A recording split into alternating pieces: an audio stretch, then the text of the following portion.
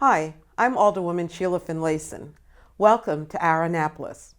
Today I'm very pleased to have with me Ms. Susan Taylor, who is a housing and volunteer program coordinator with the Maryland Department of Aging. Yes. Good morning. Thank you. Good morning. And welcome. Glad to be here. The Department of Aging has an office in Anne Arundel County, but I suspect you're part of a larger organization, being the state of Maryland. Exactly. Our offices are located in Baltimore, and we administer lots of different programs throughout the state in conjunction with our local area agencies on aging. And Anne Arundel has a very fine area agency on aging, and they have two offices, one here in Annapolis and one in Glen Burnie. So the Department of Aging has a long list, I think, of programs that are available to our seniors. You just said that we have an office here in Annapolis. To access services through the county offices, absolutely, yes. So if our seniors are watching, what types of programs should they look to the Department of Aging to provide? Well, housing, long-term care and support services, housing services, housing assistance, nutrition and well-being services, senior centers, transportations in some respects are some other things that we do, legal services, elder abuse prevention. It sounds like there are many programs that will help our seniors and their quality of life, let's just say. Absolutely, and our goal is to have people age in place. Mm-hmm. To stay in the community, stay where they feel comfortable, stay where their support systems are. And in fact, the motto of the department is, live well, age well. So that's what we're trying to achieve. We're trying to keep people engaged, keep them feeling just part of what's going on, and so we can support them in any way we can. That's what we want to do. Well, I know you have a senior center in my ward at the Bates Heritage Center, mm-hmm. and I've been there on many, many occasions, and the numbers seem to be continuing to grow. Absolutely. Well, the population is exploding for the 60 and over, 62 and over. And I think by, sort of 2050, we're going to be in the 25% range in terms of what our population is looking like from the younger generation. The millennials and the baby boomers are now going to be a very, very large part of our constituency. Mm-hmm. And so we have to really focus on putting our energy and our treasure into supporting that group. Well, I think our seniors know a little bit about what you do. And I think through this program, mm-hmm. they will learn about other programs. You mentioned housing. I did. So do you assist them in finding housing, maintaining in their own homes? Both of those things. The senior care program helps folks stay in their homes if they need, let's say, 3 hours of companionship during mm-hmm. the week or housekeeping, light chores. We also have a program called the Senior Assisted Living Group Home Program, which helps folks figure out a group home situation, 4 to 16 bed, for example, that lets them have a little more support 24 hours a day. Mm-hmm, mm-hmm. And we also, in between those two things, have a program called congregate housing. And you have a congregate housing facility here in Annapolis at the Morris Blum.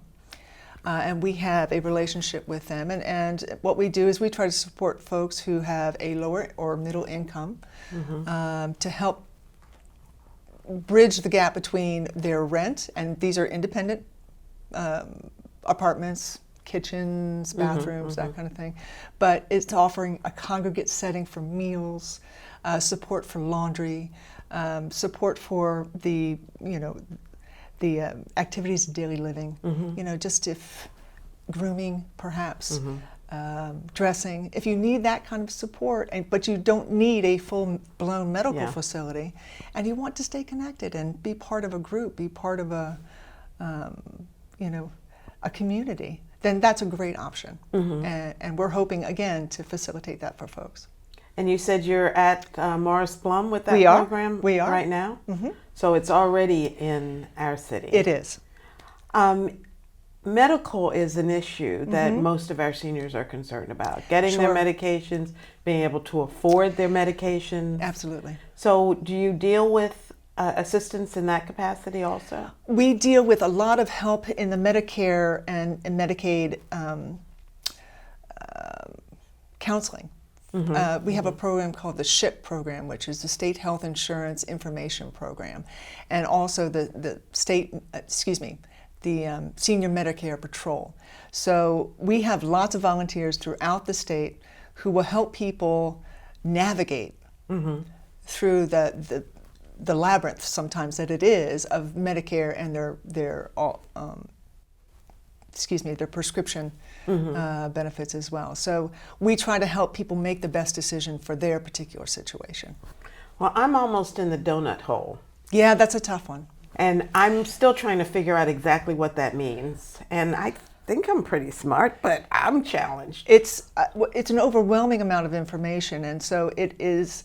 I would encourage you to call the Maryland Access Point and have someone sit down with you who has basically studied this for 6 or 8 months before they're qualified to give you information to help you navigate through that. I'll get that information Absolutely. from you before Good, we leave good. today. I want you to. Absolutely. And as you said, we're an aging population. Yes. When I go to Bates, I see my classmates. Absolutely. There. So it's not for the 80s and 90-year-olds, even No. though we want them to come out also. But, 60s, we're there. Well, and again, as you touched on, the programs and the support systems, that's what we want people to understand, that they have these types of things. And so, again, through Maryland Access Point and through our counties and through some of our own programs like this, we're trying to get the word out. Hey, tap into what we can offer you, and it'll make your golden years the best years. Yeah, absolutely. And that's what we want. That's we want exactly what we want. We want our residents, our seniors, to stay in our city, Right. and be comfortable and supported Yes. in our city. And feel welcomed. And feel welcome, absolutely. So you have a new program. We do. The Maryland Senior Call Check program. Check program. Yes. Tell us how that works. Yes, it's a new program. We're very excited about it. It's free. We're rolling it out to see what kind of response we're going to get. So this is we're testing the waters a little bit. But what we're asking people to do if they need the support is to simply call the system, register, and they will get a phone call every day, an automated call, and they can choose whether it be a morning or an afternoon call, just to see that everything's okay. Just to make sure you're answering the phone. So if they answer the phone, if he or she answers the phone, and they need some assistance, how does that connect? Does that then connect them to a person? No, this is not a supported services. It's not like a life alert. Okay. It is simply a check-in every day, and if that check-in is not acknowledged for a day, then they will call their contact person, either their son or daughter, adult son or daughter, friend, neighbor, a pastor, any of those fallback. So it is simply an everyday touch base type of situation. And if he or she happens to be out at the senior center and he doesn't get the call, then the following day, another call will come. Yes. If he doesn't answer, then family, close next of kin or whatever, whomever, will then answer, will get a call. We'll get a call. Okay. They'll get a call the first day they don't answer. Okay. So, okay. We do have a backup system if you're going on vacation or you don't want to have a call. You can certainly program it not to do that for a week or 2 weeks. And then you just have to turn it back on. Is there a way, my dad lives in Milwaukee. He just turned 94, 1st of September. Bless him, yeah. And his sister, who lives with him, is 98. She'll be 99 in January. And they live alone. Oh, yeah. And I bought the Life Alert Right. It's connected to our alarm system. I got 2 of them. She wears hers. He sent his back because he doesn't need it. Right. This is a man who rides his bike down the driveway, his tricycle, to get his newspaper every morning. So he's in good shape, Right, you know, right. but he doesn't.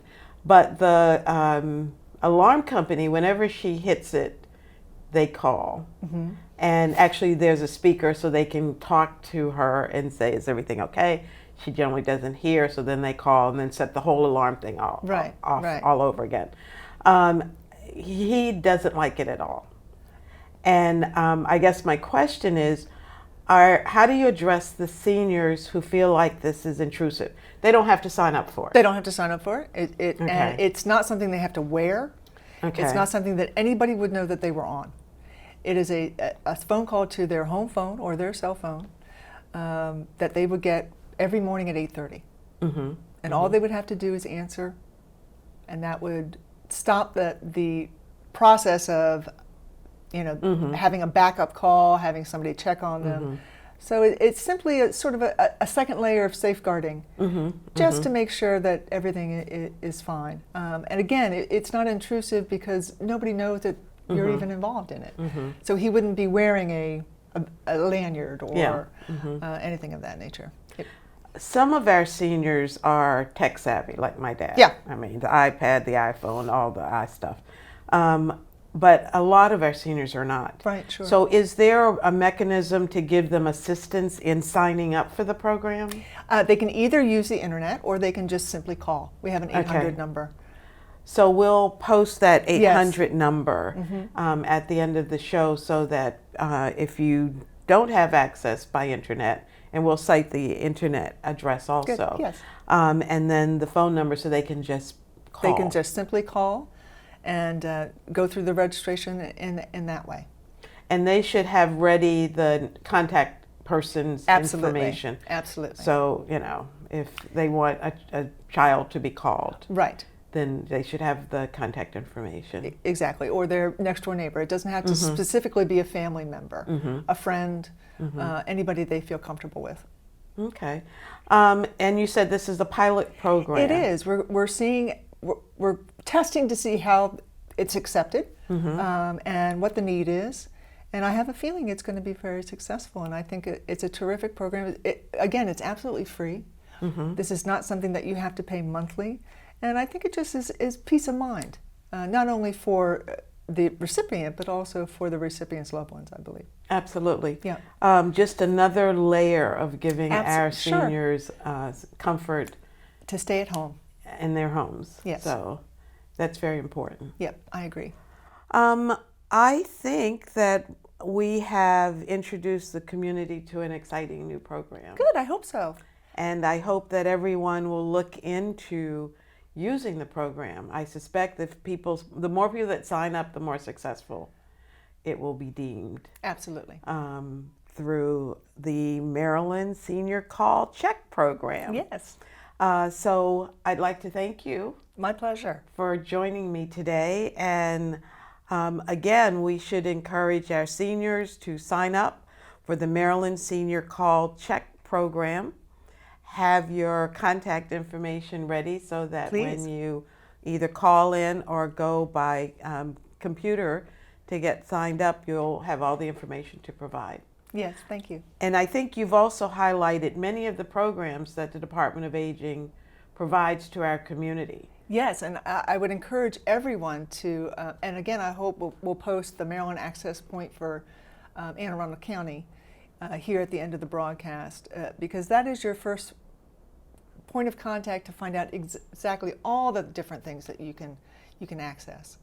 Well, I think we'll post a list of the programs that are within Thank you. the pilot program or the Maryland Access Point. Access Point. I want to say pilot access point. So our seniors will know exactly what's available to them. Terrific. Even though it's not considered the city program, we are part of the county. So it is a Absolutely. program that we have every access to. Absolutely. So, Ms. Taylor, thank you very much. I appreciate you being with us today. It was fun. Thank you so much. And this is Alderwoman Finlayson saying see you until the next time.